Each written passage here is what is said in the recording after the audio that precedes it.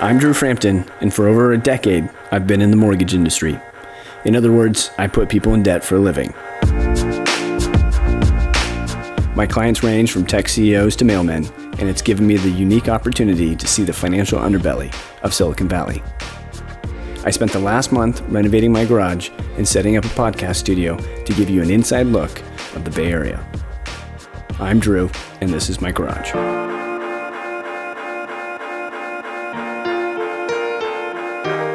Three, two, one. Andy Pham, thanks for being on the show. Drew, hey man, thanks for having me.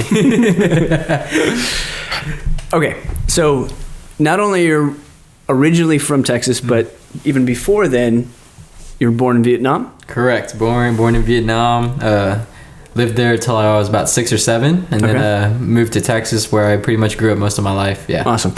Do you remember anything of that kind of shift to the United States? Yeah. I remember first moving over to the States. My parents were trying to get me into public school. And I think at the time it was my kindergarten. Which was nice because Texas, or Houston specifically, has a pretty decent Vietnamese population. So I guess there were pretty much peers that were similar to me. So they thought it wouldn't be a bad idea or anything. But yeah, I remember the bits and pieces kind of kindergarten, kind of coming to class, getting used to the American school system. Which is a lot more fun than the Vietnamese school system. Yeah, why is that? You don't get beat with rulers. Okay, you know that's good. You just get detention slips. You didn't go to the good school then, because they really... Oh, yeah, in that case, I don't like the schools that I went to then. I'm fine with that, but yeah. So, that's funny. Yeah, just bits and pieces of the childhood, yeah. So, I mean, your adult life, your upbringing, for the most part, grew up in the United States. As far as just... Texas in general, you lived there for a bit. I went to school there. You went to, you kind of started out a career there, right? In oil, right? Yeah, the energy industry, oil and gas. Okay, yeah. Oil and gas. What'd you do there? So it was my first gig out of college. I went to the University of Texas in Austin. Okay. So it was my first gig, and I was doing a corporate management kind of position, account management. Okay. So I managed energy accounts. My clients would kind of be like your Chevron, Anadarko, Shell, and I would pretty much manage their risk portfolio. So on their insurance liabilities, I kind of oversee their risk programs just to make sure it's aligned and they're protected.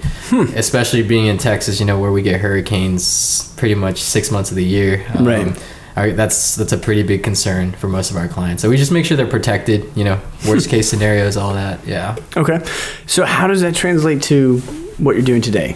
It doesn't. Okay. Not at all. Totally different industry. But it does in a sense of what I do. What I enjoyed about, being in corporate America, as much as I wasn't a big fan, was at the end of the day dealing with clients, So I guess I have more personal relationship with my clients because I think buying a home, is much more personal of an achievement than protecting some major assets, but mega corporation, corp assets that Goliath, exactly. But I think it's just the handling and building relationship with people just from the start when you first meet them to how you can kind of help them and service them with their needs. So gotcha. That kind of just carried forward, which was good because that's always part of the business that I've enjoyed is working with people.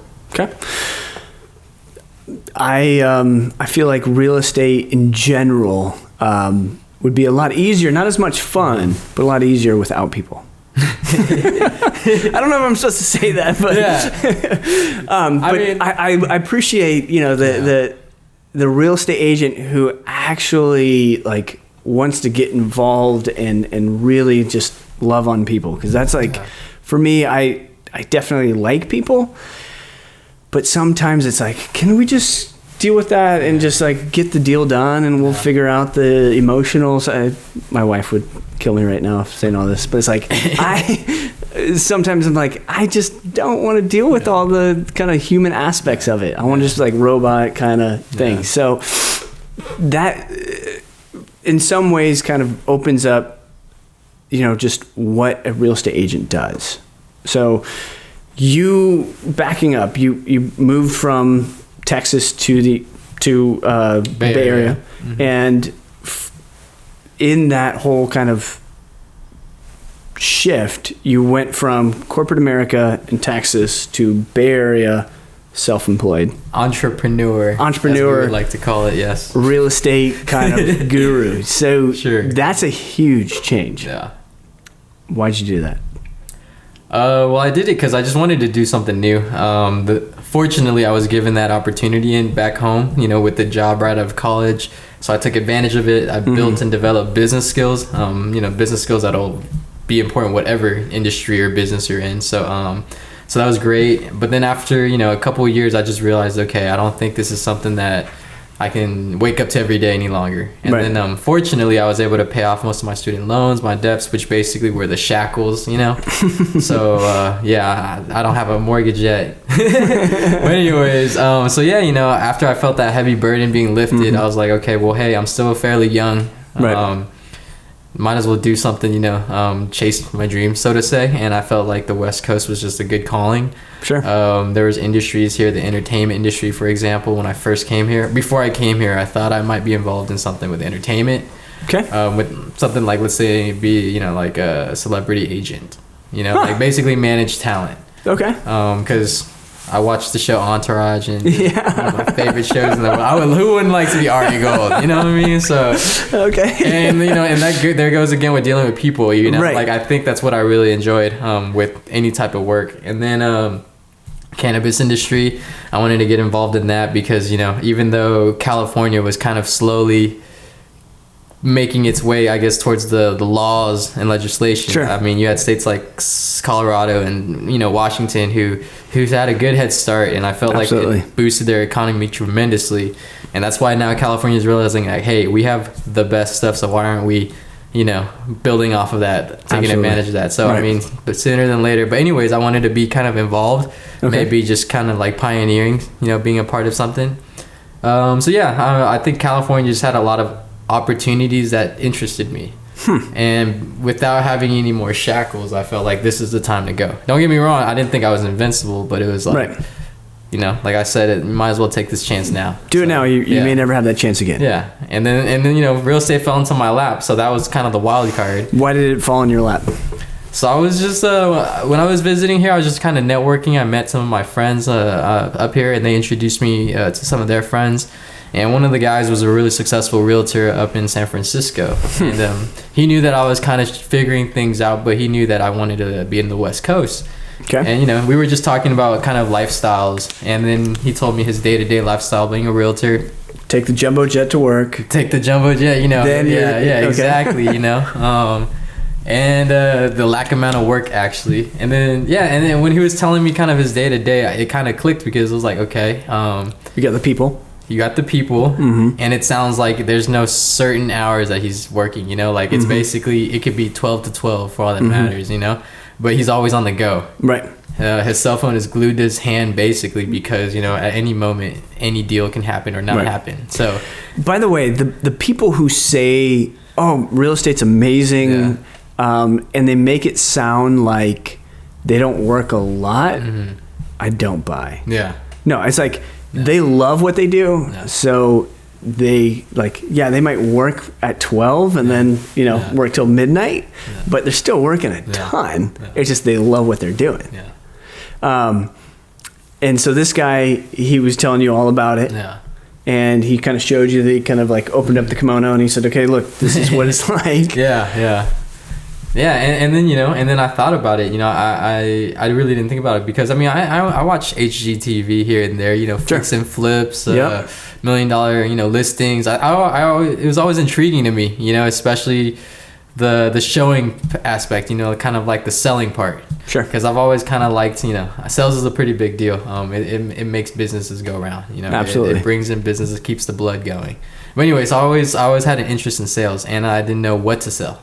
Because in my mind, I wanted to help somebody, but then I kind of started piecing things together. Like now, back to what I was saying earlier about homes kind of being like one of the biggest. This firsthand, homes are probably one of the Pete family's most biggest, investments, decision, whatever, in their life. So it's kind of a big deal to a lot of folks. And I figure, hey, if I can be of help, navigating them through rough waters, whether it be getting the deal or making sure it closed, etc. Like. I think that would be, I can make an impact on a family. Right. And at the same time, being a realtor in the Bay Area, it's not a bad gig. You know, if you know what you're doing, it's not a bad gig. and business is there, then it's not a bad gig. Yep. So things just kind of started clicking. And at the time, I had nothing to lose anyways, right? I mean, worst case, I go home. Right. And which, you know, I would be comfortable as hell, so I'm not really complaining. So, but that's what I'm saying. So I was like, you know, might as well. And plus at the time, you know, I was just on the ground of everything. So what do you mean by the ground? As in, you know, like, so I entered the cannabis industry on the ground, just getting acclimated kind of with the way they do business, especially, you know, legitimate businesses. Okay. And how do they, I mean, I'm over 30. I grew up in Santa Cruz, so I'm not like, I know what cannabis means. Yeah. What the hell is cannabis industry? Because to me, I'm thinking like just this dude who's just high as you know what. Yeah. How does he actually crunch numbers and make decisions and everything else? So now, being in 2019, there's something called the cannabis industry, and it's projected to bring $50 billion into America with a B. Okay. So that's, like you said, you imagine some stoner crunching numbers. Right. He might be a stoner, but the numbers are getting crunched because now it's a legitimate business. So, and you know, and what I'm doing is I actually work for a kind of a collective, a dispensary, and I kind of work in their logistics. So the nice thing is I know kind of the new stuff that's coming out on the market. So I'm always acquainted. So products. Okay. Yeah. Products. So you're just a hustler. I'm curious. I like to say I'm curious. You know, I go where you know I get a calling. So yeah. I honestly did not know any of this about you until right now. Surprise. Okay. Awesome. Yeah. Okay. I feel like we should be like Joe Rogan and just like smoking joints. Hey, I mean, like I said, next time let me know. I'll bring a bigger bag of cookies. Yeah. Okay. Okay. So the cannabis industry you're involved with, you saw an opportunity that might be there in California that had already kind of been there in Colorado and Washington. Yeah. So you had your kind of foot in the door there. You're still, it sounds like, still working in that. I'm still involved. Okay. Yes, but yeah, here and there. But this guy in San Francisco kind of opened this door for you that you were like, okay, wait a minute. I was thinking I was going to be Ari from Entourage, or I was going to be like the next kingpin titan in the cannabis industry, and now you're HDTV selling houses. Yeah. That seems like a bit of a stretch. It does. No, come to think of it, I mean, it's funny though, because I'm not going to lie, with everything that you kind of just mentioned, my interests are aligned. I mean, I do have a vision in my head that I see 50 years down the road. Really? I mean, yeah, it's basically a combination of Ari being a kingpin with a mansion, right? So, I mean, that's my vision, and, you know, it's on the vision board, so we'll see. Okay, but nice. I was going to ask if you had a vision board. Yeah, so... but yeah, it kind of connects the dot. I mean, you know firsthand, you know, one of my first clients in the business ever was my Joe, and shout out to her. She was actually my manager at the weed company, at the Cannabis company. So I mean, that kind of goes to show. Is cannabis the appropriate term today? I mean, today you can say anything, because today you can pretty much do anything. Yeah. But cannabis is like cannabis it's more formal. And, exactly. Because I mean, weed or pot or something. For sure. I mean, but that's what I'm saying. Like that, I'm kind of on the foot of making the industry more legitimate. You know? And that's why I guess I'm so used to saying cannabis, because you know we do want to have that lighter light. Sure. Versus the typical stuff. And let's be honest, what's the difference? Difference? I mean, we literally, nobody saw it, but we took a shot of whiskey before we just, I mean, what's the difference of taking a hit of marijuana? Exactly. I mean, the difference is in terms of clarity. I mean, I think when you drink, right, you lose clarity. Sure. And when you smoke, I mean, when you consume cannabis. Sure.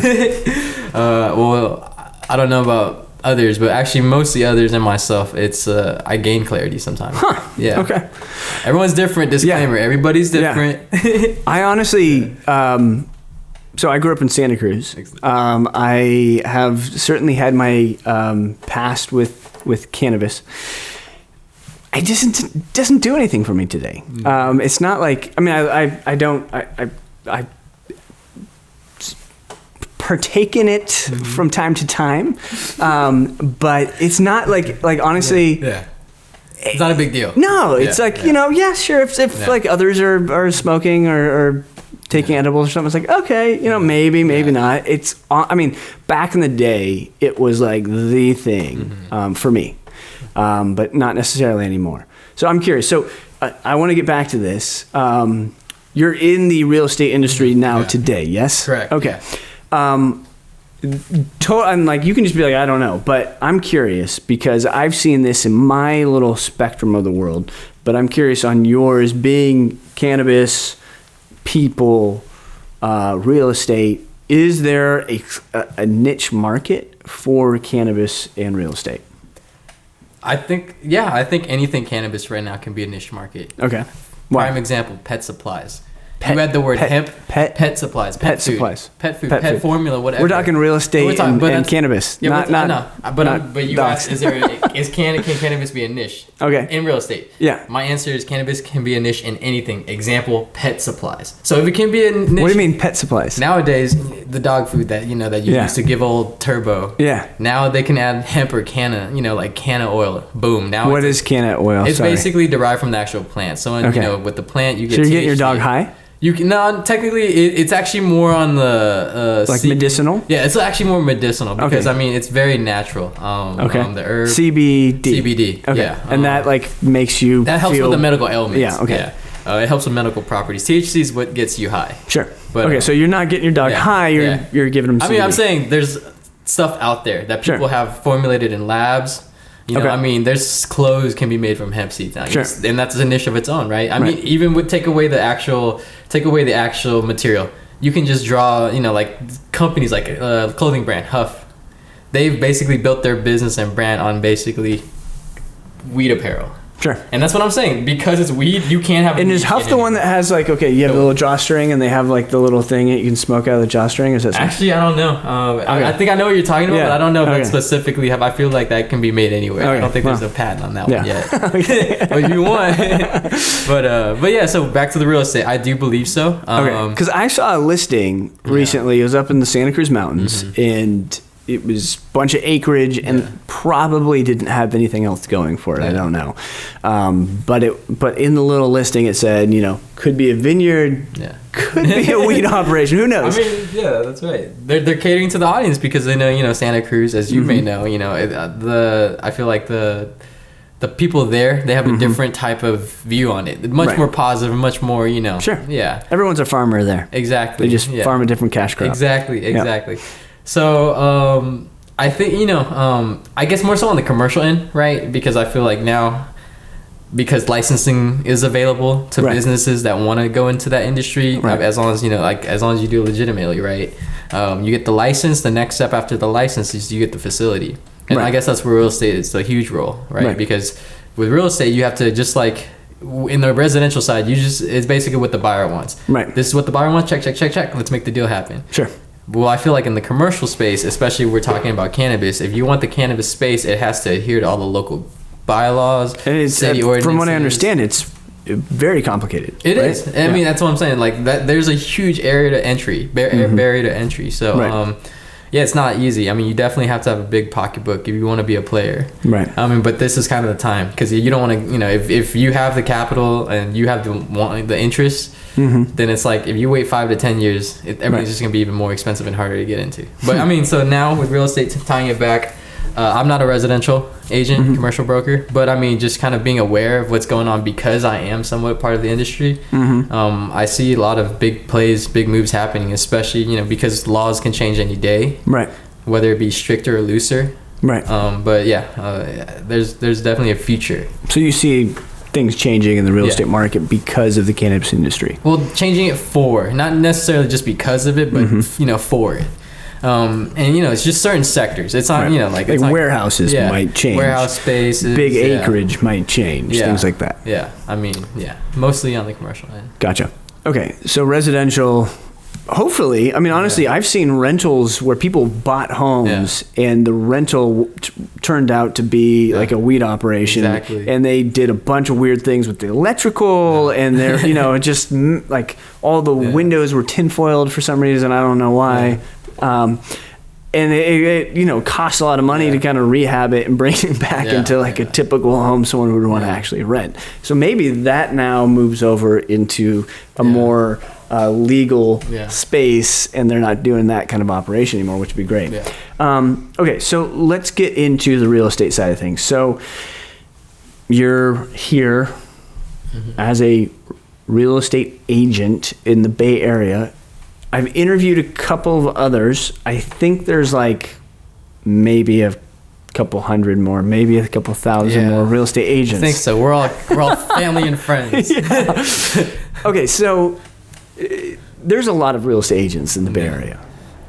And one thing that really kind of caught my eye in what you're doing is in the real estate industry, but it's very different than what I've ever seen before. And that has to do with this kind of short-term rental lease kind of situation for clients. So can you kind of elaborate on that a bit? Sure. So it sounds like you're mentioning, you're referring to GPH. Yeah. The other company that I work for. So I represent my own real estate company. Right. My own brand, Andy Pham Realty. Anyways, but I also work for a different, another company. We're a property. Andy Pham Realty, is that like a hashtag? Is that like a website? That's a website. That's a Facebook, whatever you want. It's available. Awesome. AndySellMyHouse.com. Anyways. Do you really have that website? Yeah, AndySellMyHouse.com. That's a brilliant website. No, for sure. And it's up there and it's active. So go ahead and check it out. Okay. Yeah. I like it. And the other company is GPH, stands for GoPropertyHop. We're a young company. GoPropertyHop. Yep, GoPropertyHop. Okay. What's with the hop? Kind of like I don't know. The founder at the time, I guess he was fascinated in grasshoppers. No, I'm just kidding. Okay. I think it's catering to the, like you mentioned, the short term. Like we want short term. Exactly. Okay. Gotcha. You're hopping around. Okay. Right? Yeah, that makes sense. So we're a property management company. Unlike most traditional property management companies where they focus on traditional long-term rental, long-term tenants, we kind of have our eye on the short-term rental play. Okay. And what I mean by short-term rental, Airbnb, just kind of renting out your home on platforms to where you're having guests kind of just check in, check out, maybe on a shorter stay versus, the traditional month-to-month or even 12-month lease. And other than that being a different thing, why would somebody want to do that? Because it seems like a lot more work. Well, it is a lot of work, and that's why we exist, because we are the people that would take that work off your hands. Okay. Right now, average median rent in San Jose for a single family 3-2, you're looking at about $3,500. Okay, which is a lot nationwide. Compared to the nation, yes. Compared to Texas, hell yes. But in Houston, what's the median? I mean, man, honestly, for a house 3-2, if I were to put a number on it, probably $1,500. Okay, something like that. Is probably a lot for. Yeah, I mean, which is a good amount for anybody. But once you're over here, that's a whole nother ball game. A $1,500 rent is maybe a studio, maybe.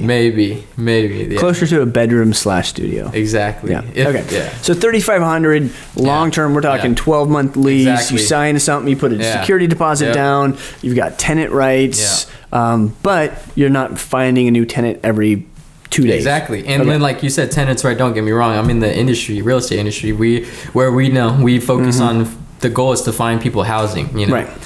We want people to be have homes. But anyways, traditional property management, you're kind of binded because of the tenant's rights, because of so much power is in the tenants, right? Because when it comes to evictions, you have to do this process where you serve notice, where you have to make sure that box is checked before you can even inspect the property, before they can even respond to you. There's so many steps and so many potential. You can't just 30 days they're out. Exactly. There's so much new rent coming in. Exactly. Because bottom line, you're paying a mortgage and insurance and taxes, and then you got to fix up the place and put it back on the market, and then wait for somebody to say yes, I want to buy it, and then or not buy it, re-rent it, buy it, whatever. Exactly. Everything that you just mentioned is basically what a traditional homeowner would have to do if they did a long-term tenant play. And everything that you mentioned is an expense. Right. You're not in the business of renting out your home for it to cost you, right? And the nice thing of doing some people do that though, which doesn't make a lot of sense. And I guess they're just waiting on the appreciation. They're just holding. But I guess if you're holding, and you're losing money, then that goes into the final kind of net sheet number, right? Yeah. So why would you do this short-term kind of play? So short-term takes the headache out of pretty much everything. Well, especially if you're working with a group like us, because we handle basically the short-term tenants, aka the guests that check and use it. Right. Let's just use Airbnb because it's the most popular platform. We have cleaners, handyman on staff. Interesting. So every day your house is getting clean. Let's say right now you have a 3-2 that you last year you were getting $3,300 a month from your tenant, and you paid for half of the utilities because it was negotiated. Right. This year, you're because you got to pay for the water because you want the place. Yeah. You don't want your grass to be dead. Exactly. Yeah. And you want the garbage to be taken out. Exactly. They can pay for PG&E. Exactly. So I mean, so in the end, after expenses, let's even call it a generous $3,000, not to mention your mortgage. So you're barely pocketing anything if you're lucky to pocket anything. Hopefully, you know a good mortgage guy. Yeah, Drew at O2 Mortgage. Drew sells mortgage. No, it's not. Yeah. DrewPutsYouToDebt.com. Yeah, there you go. Favorite it. Anyways, and then so with the short-term rental, don't get me wrong, short-term rental is not the answer for everything. Right. The nice thing about our company is, we are growing, but the things we have standards. When you come to us seeking property management, the first thing we're going to do is we're going to evaluate the property. Okay. And then we're going to evaluate your goals. Like, what do you want? Are you trying to basically, are you trying to just hold it for a long term, or do you want to be able to be flexible? And, keyword flexible, and another pro for short term. Yeah. But anyway, so we evaluate those things because not all properties are going to qualify for short term or for a short term. Because if you have a property, let's say, in the most, least of fond places, you're not going to have a lot of guests trying to check in. Yeah. You know what I mean? Okay, so if I'm in like Turlock, California, Central Valley, not a lot of people, maybe. Yeah. Well, less people looking for a short-term rental there. There's not hotels a lot of events, there. But they're not going to a Niners game. Yeah, they're not going there for some kind of business thing. Exactly. San Jose, you have a few more people. The Bay Area, a few more people than maybe other places. So you're going to look at that and say, okay, are you in Santa Cruz, right on the beach? Cool. Yeah. Are you in the Santa Cruz Mountains? There's less people probably looking for that short-term option. Is that right? Exactly. And that's why, our company, we have both the long-term and the short-term play. Don't get me wrong. If we go the long-term route, you're still going to get the top-notch service that we provide, the standard service, but then also, you're working with a team that's ready to go. If, let's say they decide to build a second Levi Stadium in the middle of Santa Cruz Mountains, well, guess what? Now you have a team that's ready to turn that property into something ready to go. Okay. And you're also going to look, because there's a website out there. I think they actually went out of business, or they changed their model or something. But they used to be able to tell you what they thought you could rent, on a monthly basis. Yeah. But it was just this model, right? It's not going to be specific, and then look at the property and say, actually, it's really dark in here, right? Or you can't get a good picture or something like that, right? They're just going to look at the zip code and the square footage and say, you could probably get 3,800 for it, whatever it is, right? So you guys are actually inspecting the property, and you're saying, all right, look, you are right next to the airport, you're right next to this bus line, you're right next to this light rail, you're in this really high walkable area. I don't know what kind of things you're looking at, but you're saying, all right, look, you could traditionally rent this out, long-term lease for blank, but if you did short-term, blankety blank, you are going to get more wear and tear on the property because you're getting people kind of coming in and out, I would assume, right? Actually, no. Really? Yeah, so right now, we actually have a handful of four, about to be 4, but so 3 properties that are full-fledged short-term plays. And short-term, like, what's a typical lease on? Not lease, but booking, I guess.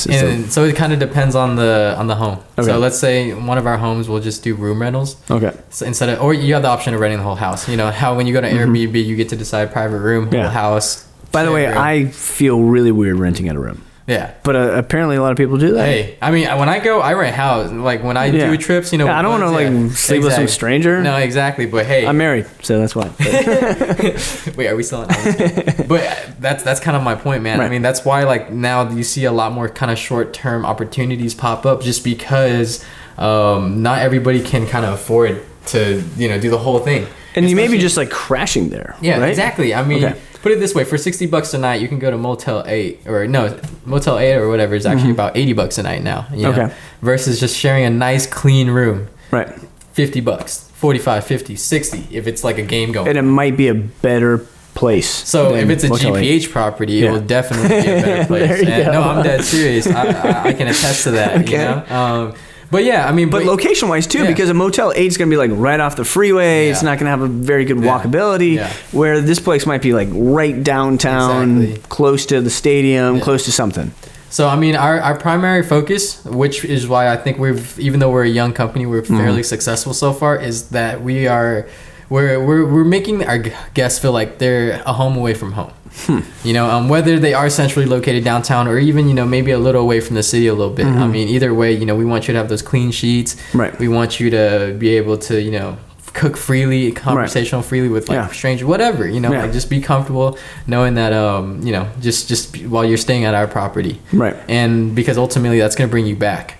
And like I said, Airbnb is just a platform. There's other ways, you know, you can always book through, but that's kind of the point. We don't want to just be successful an Airbnb company, because that's not what we are. Right. We manage properties. It's a property management company. Exactly. You're just saying, look, we could rent it out traditionally and get $3,000, or you could get $4,000 or whatever it is. Whatever it is. We could make you more money. I mean, at the end of the day, it has to make sense to both, you know, you as the owner, investor, and us, you know, because I mean, we're in the business of making money, not losing money. Sure. But if we can do it with quality, then why not? Because right now it is a fairly young, you know, like fairly young industry. I feel like cities are still kind of pinpointing their evaluation on what to do with passing ordinances. Like, for example, Sunnyvale, we can't do some of the things we do in San Jose and Sunnyvale. Really? Because there's stricter, you know, housing laws. Right. Housing ordinances. I know in Santa Cruz, like a mile from the beach, you have this weird vacation rental permit you have to get, and apparently it's really hard to get. Yeah. So, and then I think if like in Tahoe just crazy they're going through that right now, you know, no more vacation rentals. That's what I'm saying. So things change every day. And you guys are up on it, you know, your kind of areas, you're in it. I think that's so cool, because I mean, it's basically most homes still today, and maybe I'm not a realtor, so tell me if I'm wrong, but most homes, especially when you're in the completely investor kind of realm, are all looking at the traditional route. And if you can kind of come in and be like, okay, well, this is the traditional thing, but actually we're going to do something a little bit different and make a lot more money. Yeah. I mean, you're kind of playing with a lot of firepower now. And it's not even the money. I mean, the money is always, you know, the money is going to basically, the numbers is going to explain everything, right? But I feel like what we're really trying to go after, especially when we, you know, make our pitch to potential investors and owners, is like, hey, we're going to literally make your job as simple as just cutting checks. Right. You know, because the money will be there. I mean, the model works for us, and it's been working. And that's why we, you know, we do have a quality standard that we kind of appear to when we look at certain homes. But yeah, I think the most thing that we do want to appeal to an owner is just like, hey, we will basically be doing most of the work. You just give us the property, give us your trust, give us the keys, and we'll take care of the rest. You know? Gotcha. And, which is nice, because typically you got to, you know, you're kind of on your own, and let's say Drew Frampton wants to buy an investment property.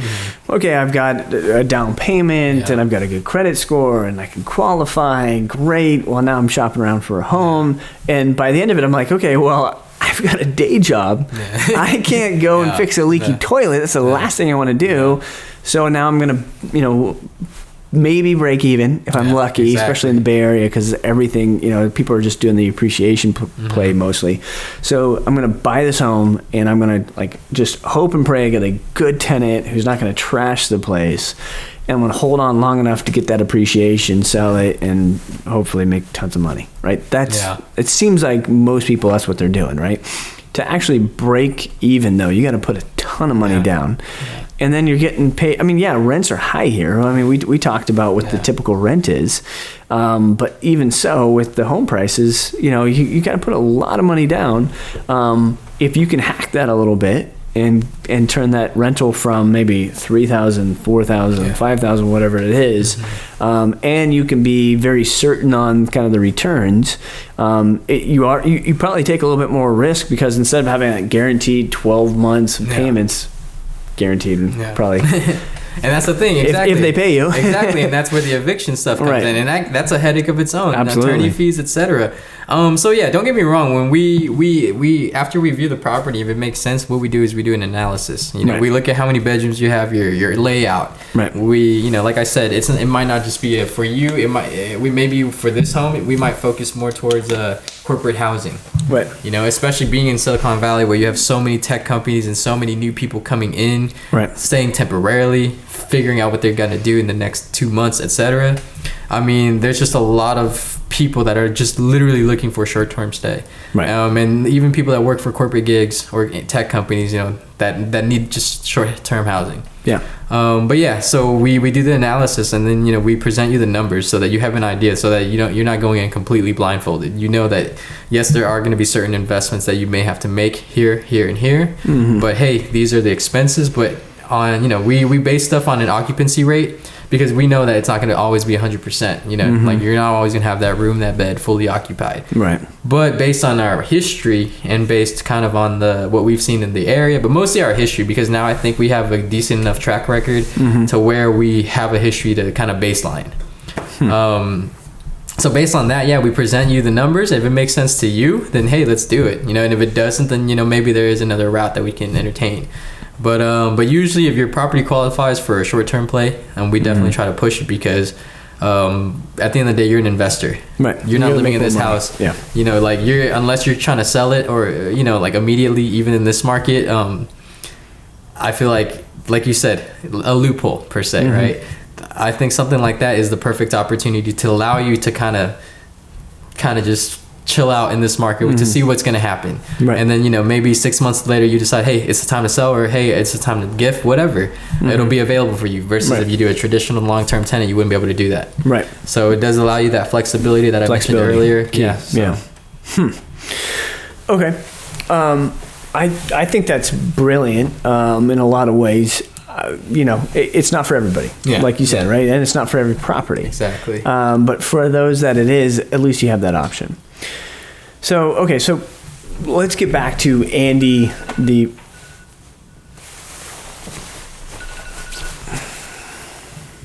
I can't drink anymore.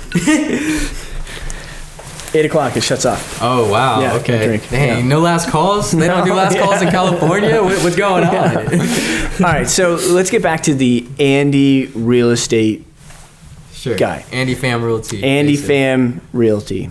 Andy Sell My House. AndySellMyHouse.com. Okay, so you met this guy in San Francisco. Mm-hmm. You're now looking to sell this, get into real estate. What was your experience? So, after I met him, how I got into real estate was he told me to just meet a team lead at a brokerage, and the brokerage was a KW office in Palo Alto. After I met with the team lead, I'm not gonna lie, she was amazing. She was a very empowering woman, Shelby. And she really he kind of basically sparked the flame a little bit. Okay. But then after kind of speaking with her and kind of maybe really seeing, understanding the industry kind of through what she saw, it kind of really, ignited the fire. And that's when I was like, okay, screw it. Like, let's do it, might as well. And that's when I was, luckily I had already talked to him before I met her. So I was already on the way of getting my license. But I wasn't able to test to get my license until kind of after I moved here. So gotcha. Got my license, and then kind of just started learning. And the nice thing about Keller Williams is they offer great training, especially for new agents. Right. And the challenge that I saw for myself was just not only was I a new agent, I was in a new agent in a totally different world. Yeah.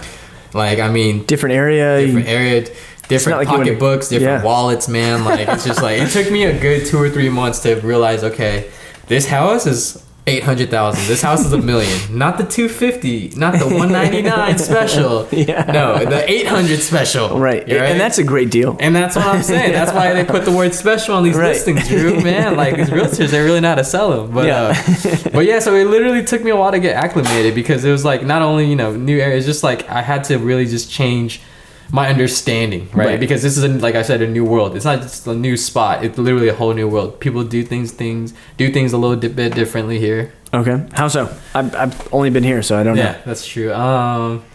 Well, I think the overall, I feel like at least energy and kind of vibe that I get from people in California is they're more chill, but they're very smart. People here are very smart, so it's harder to bullshit them. You know what I mean? So, yeah, definitely. It might be easy to bullshit a Texan, but really, yeah, but he has his handguns ready for you. So don't bullshit too much. Yeah, exactly. Yeah. But yeah, over here, people, they really know what they're doing, and they're. Even like the traditional older generations where you would think they're not aware of what's going on, they don't know how to use technology. I feel like the older folks here, they do use technology on a regular basis, so they are kind of up to date. Right. So it's not, they're liking your Snapchats. Exactly. They're looking at bookmarking it, favorite, whatever. But yeah, so but in a way, I also kind of appreciated that because then it's like it keeps you honest. Right. And if you're in the business of helping people, sometimes you got to remind yourself, like, you got to be honest, right? Right. So that was cool, but the culture was a little different. Things are super more expensive here, so forces you to work a little harder. So well, and everything's relative. I mean, I had this conversation because there's a lot of there's a lot of people that are coming in brand new to the Bay Area, right? There's a lot of transplants. Exactly. There's certainly plenty of people who've grown up here and live here and everything else, but there's a lot of people who are just like, hey, I'm from Missouri and it's very different. I sold my house and I made $50,000 and I thought this was amazing. Yeah. And I came out to the Bay Area and $50,000 doesn't buy me what I thought it did. It was just a counter offer. Yeah. It was just like the first counter. Right. I mean, it's insane. Yeah. So, definitely things are relative. I definitely think, there's always that kind of different mentality in every market. Yeah. That's kind of the cool thing, and really the scary thing with real estate is, you just go out one little county and it's a different place, right? I mean, if you go from Santa Clara to Alameda or Santa Clara to Central Valley, it's like, 45-day close, and I mean, we did a deal in Los Banos, and it was like a very different time frame. Yeah. And that was competitive too for what we were doing. So it was insane. Different. So I definitely think every market's got its own little kind of play. But I definitely to me, I think coming in new to the Bay Area has its perks. It does. I mean, you're looking at everything with new eyes. Exactly. It's a clean slate. I mean, and most of your clients are too. Like, they may not even be from this country. Yeah, that's right. You're right. I mean, most of the buyers or clients that I work with, buyers, sellers, mostly buyers thus far though. Yeah. They've kind of, they're first time home buyers, or, maybe they bought a home the first time, but it wasn't in this country. So it's different for them. So it's kind of cool, kind of the blind leading the blinder, Yeah, I mean, I give yourself more credit than that, but yes, absolutely. Okay. I mean, I think as far as this area and as far as getting into, how this all looks, absolutely. But no, I would totally give you more credit. I mean, think of it this way. If I grew up in this area, which I pretty much did, right? Like, I drive by the same places every day and I don't think twice about it, right? If you're brand new, it's like, what? Yeah, you're right. Wait, that's how you do this? Are you serious? You get that new perspective. You have to be aware of kind of the way things are done, but that new perspective is huge. So I wouldn't give that away, definitely. Okay, so as far as like you and, I mean, you've got your real estate. You've got GPH, which is the short-term rental lease deal, right? GoPropertyHop, yep. You've got the cannabis industry. You're gonna someday be Ari from Entourage. Hey, man! I mean, if anybody who has some talent out there that they need help managing, yep. But you talked about this 50-year plan. So where is this, like, 50 years from now, 10 years, 5 years, whatever you want to do? Like, where's Andy in the future?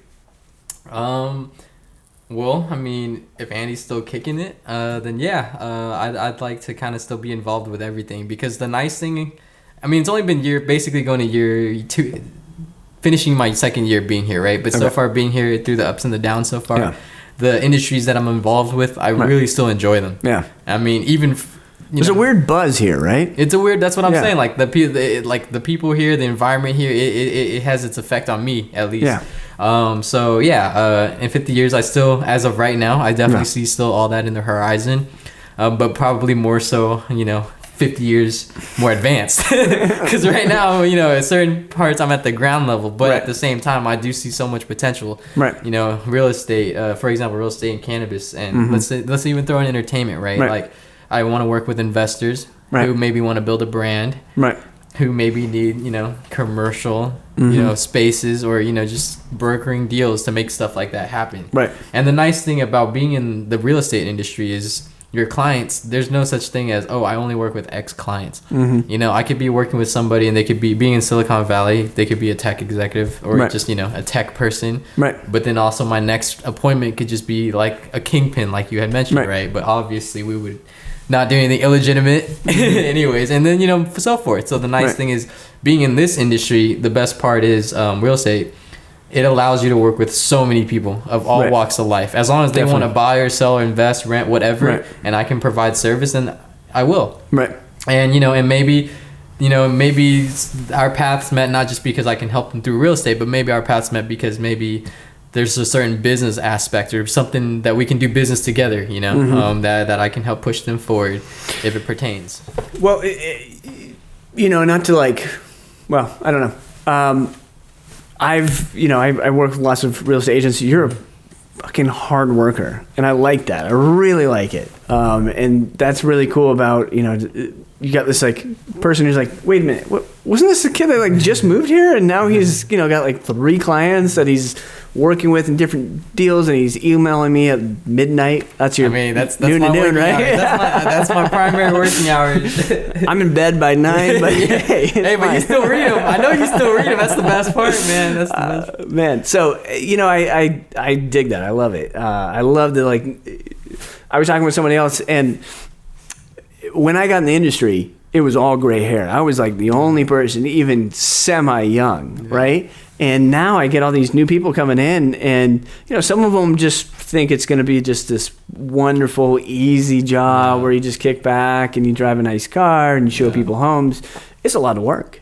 Yeah. It takes a lot of work, right? Yeah. And there's a lot of just hustling and meeting with clients and really making sure that you've over-delivered, and what you're giving in value is just a very small percentage of what you're actually taking.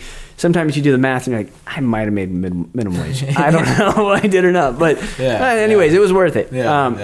But I think a lot of people who are thinking about getting in the industry, they look at it and they go, gosh, that looks like a cush job. I'm going to go do that, and they don't even know. Not even close. So appreciate you jumping on the show. I appreciate you kind of opening things up a little bit. I have not talked about cannabis on this show. I like that we've talked about it. Yeah, we're green for a reason. Yeah. I try to be purposeful. I like the short-term lease. I think that's a really cool option. It's not for everybody, like you said. It's not for every property, but I think for the right person, for the right property, that could be the difference from an investment that actually pencils or a no deal. So that's really cool. Keep me up to date on that. I'm going to hit you up for a Santa Cruz beach home. And then, as far as real estate goes, I love it. Keep at it. It's brilliant. I'm excited to kind of see you being that fun. Kind of 50 years plus. If I become Ari Gold, man, you better free up a couple days. It'll be some long meetings, man. I like it. Let's do it. Awesome, man. Appreciate it. Hey, appreciate you having me. Hey, thanks for tuning in to another episode of Drew's Garage. Be sure to like, subscribe, share, comment, or do whatever you do best, and I'll see you next time.